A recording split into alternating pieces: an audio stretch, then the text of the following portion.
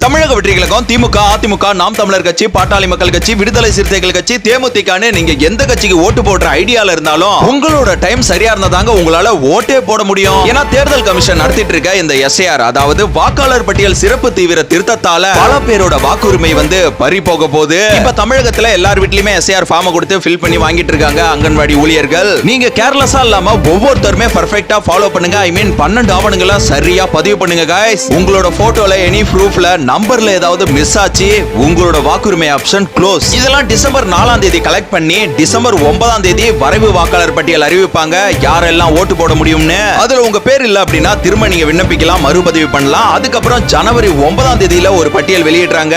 அதுலயும் உங்க பேர் இல்ல அப்படின்னா அங்கன்வாடி ஊழியர்கிட்ட அப்புறம் இப்போ ஒரு நம்பர் சொல்றேன், இந்த நம்பர் கால் பண்ணி தெரிவிச்சிருங்க.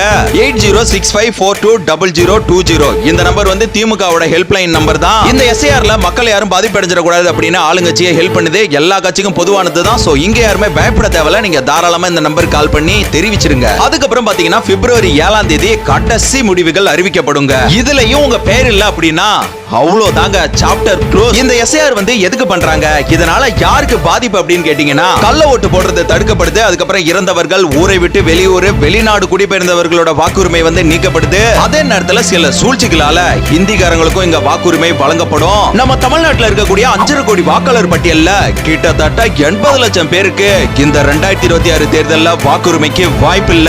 அது நீங்களாவும் இருக்கலாம், நானாவும் இருக்கலாம், யாரா வேணா இருக்கலாம். 2004ல ஓட்டு போட்ட ஆட்களுக்கு ப்ராப்ளம் இல்ல அப்படின்னு கேட்டீங்கன்னா அந்த டைம்ல எஸ்ஐஆர் நடைமுறைப்படுத்தியிருந்தாங்க. ஆனா இப்ப நீங்க விண்ணப்பித்திருந்தீங்க அப்படின்னா உங்களுக்கு ப்ராப்ளம் இல்ல. பீகார்ல 69 லட்சம் பேரோட வாக்குரிமை பறிக்கப்பட்டிருக்கு. இங்க முடிந்த அளவுக்கு தவிர்க்க நீங்க தான் கேர்ஃபுல்லா இருக்கணும். விழித்துக் கொள்ளுங்கள் மக்களே, 2026ல உங்களுடைய வாக்குரிமை கிடைக்க